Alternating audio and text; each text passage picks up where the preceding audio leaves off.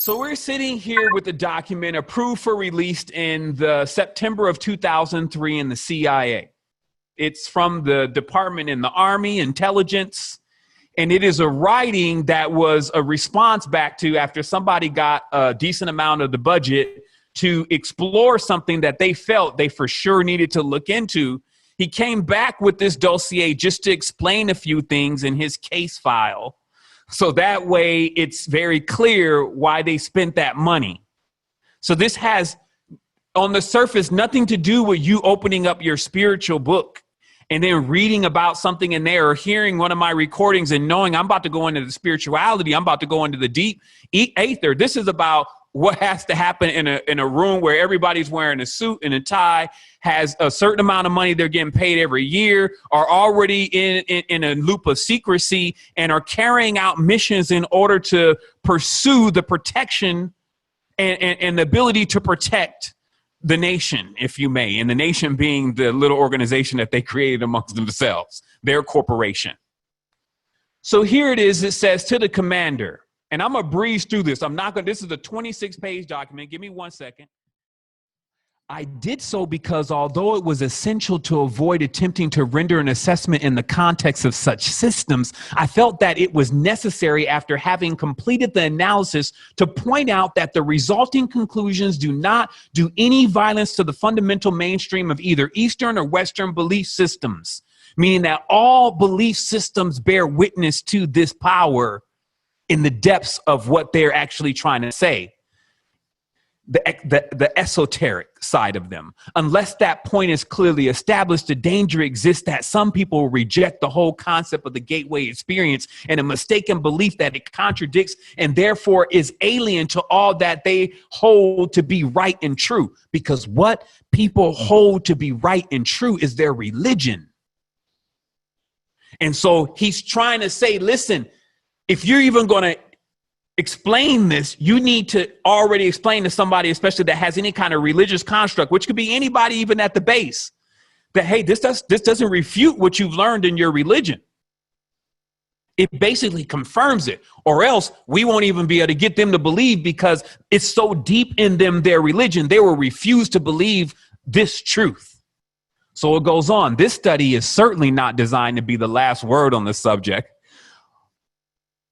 But I hope that the validity of its basic structure and of the fundamental concepts upon which it is based will make it a useful guide for other USANSCOM, which is the secret agency personnel who are required to take the gateway training or work with gateway materials. Why?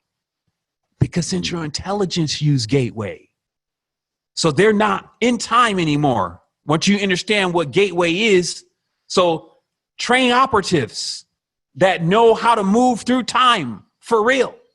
So let's finish it. Let's finish this. I'm not going to go. This is 26 pages, but I have a few things that you need to understand because when I go into Hootie, it's going to make perfect sense to you, everything that I'm talking about, especially in relation to the consciousness and what consciousness really is, intellect, what intellect really is, because now it'll be irrefutable. Watch this. Introduction. The gateway experience brain hemisphere synchronization in perspective. Introduction. In order to describe the Monroe Institute technique for achieving altered states of consciousness, the gateway experience involving the brain hemisphere synchronization or hemisync, the most effective way to begin is to briefly profile the basic mechanics which underlay the operation of related methods such as hypnosis, transcendental meditation, and biofeedback. It is easiest to effectively describe what gateway is by beginning with a short description of those associated techniques that share some common aspects with the gateway experience, but which are nevertheless different. In this way, we can develop a frame of reference at the outset, which will provide useful concepts to explain and understand gateway by comparison as we proceed. The first aspect of this, a first way of understanding this, hypnosis. According to the theories of psychologist Ronald Stone, and these are not theories, by the way, and the biomedical engineering models of Ishak Bentov, hypnosis is basically a technique which permits acquisition of direct access to the sensory motor cortex and pleasure centers, that permits acquisition of direct access to the sensory motor cortex and pleasure centers and the lower cerebral emotional portions and associated pleasure centers of the right side of the human brain following successful disengagement of the stimulus screening function of the left hemisphere of the brain. I'm going to make this simple to you. The only thing that he's saying is that what hypnosis is putting one side of the brain to sleep and then leaving a pathway open that the other side of the brain thinks it's getting suggestions from the same process that it always gets suggestions from. And because there's basically no lock there, the brain is used to talking to the other side of the brain.